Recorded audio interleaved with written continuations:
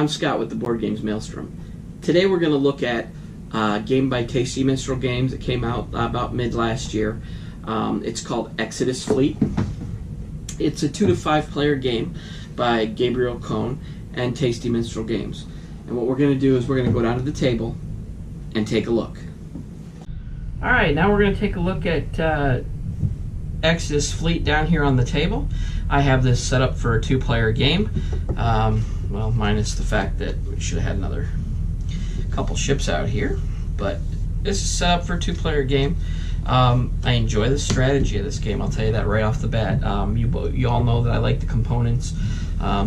If you like my little things, I got these at Dollar Tree, I think, for $1 for like 6 of them. It was a good deal either way. It's great for game components. Anyway, I'm going to tell you what I think. I played this with 2 and 3 players. I like the strategy. I like the different ways to get your engine running. This is definitely an engine building game, and then once you get that engine building and once you have a fleet of ships, then you start taking rescuing the dudes off of Earth and getting them out of there. I like the way it plays. Basically what you do is you start out at 1 round, you start out with a faction ship.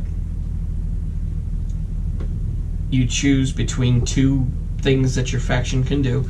For this game, I started out as the B-Leaguers, which can be either transport or mining control. I chose mining and chose the mining command ship. Over here, and this player has the Carpians, and they have planning and trade command, and I believe this was trade command that got chosen. Basically what you're going to do, there's several actions you can do, and they're right here on your player board. You can collect income, and to do that you would choose the income, and you both trade off being the admiral of the game. You both trade off being the admiral, and when you're the admiral, you get certain bonuses when you do the income.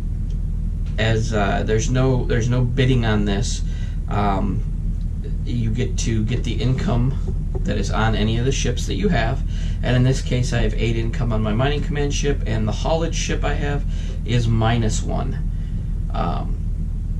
income, so that gives me a total of 7. Now as the admiral, you get a bonus when you do this action. You get 3 of the space bucks and 2 resources, or you get an explorer card off the deck to keep.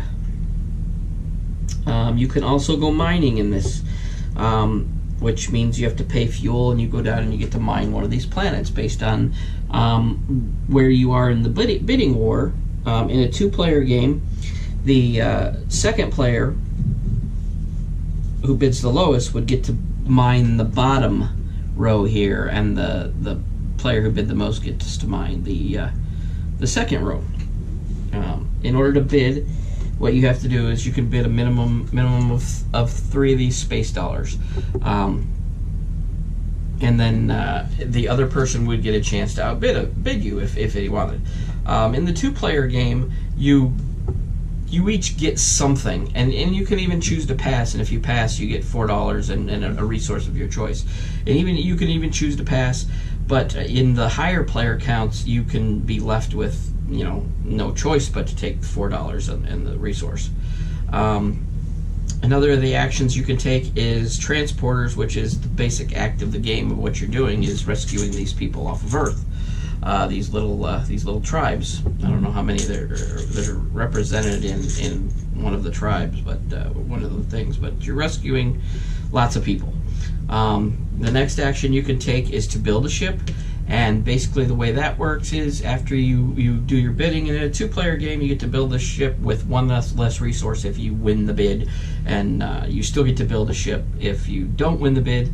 As long as you don't pass, you still get to build a ship. You just have to pay full price. To build the ship, all you do is look up in the corner at the different resources, and if you have those resources in your inventory, you can pay for the ship and build it and add it to your fleet. The next thing you can do is you can explore.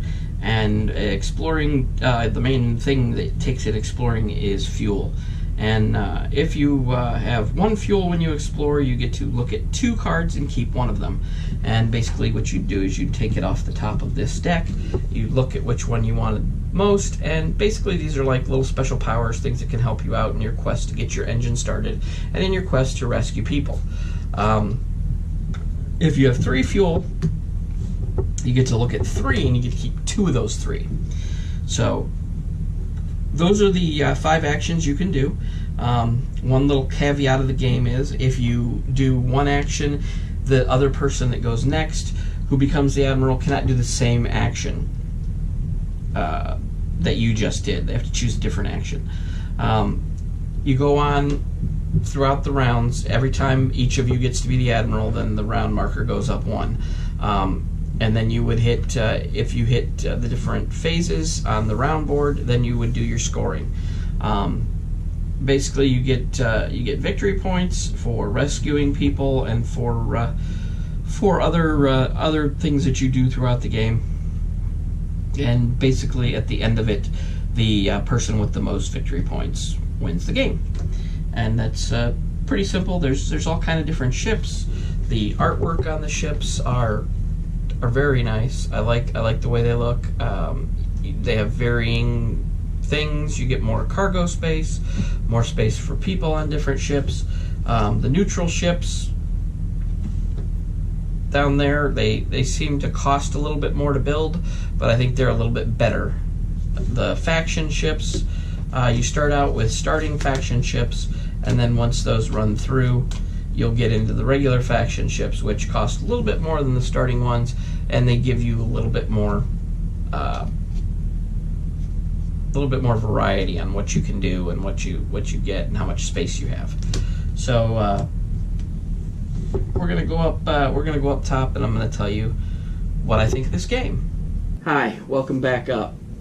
I didn't really know what to expect when I started playing Exodus Fleet. I can tell you this, that I have been getting into more and more of the heavier games. Not to say this is a really heavy game, but there's a little bit of complexity to it. There's a little bit of take that in the fact of the bidding and taking away what other players are trying to do. So, I mean, I really enjoyed it. I played it with a couple different player counts, and I enjoyed the strategy. I enjoyed, the trying to build your engine and trying to get the game up to speed so that you could start rescuing people and all the tribes, and it was very cool. I enjoyed it. It's a game that if you enjoy just a little bit, like a mid-weight game, definitely a cube pusher, a little bit of a Euro. If you enjoy that type of game, then my suggestion would be to go out and get this game, because it's a lot of fun. It's a lot of fun. I enjoyed it. The space theme's great. The artwork's great. I like the components, as you saw in my last video. So I'm going to go ahead and I'm going to give this category 4 out of 5. Not quite the perfect game, but a good game, a great game. You guys should go out and get yourself a copy. Exodus Fleet by Tasty Minstrel Games. Until next time, keep on playing games.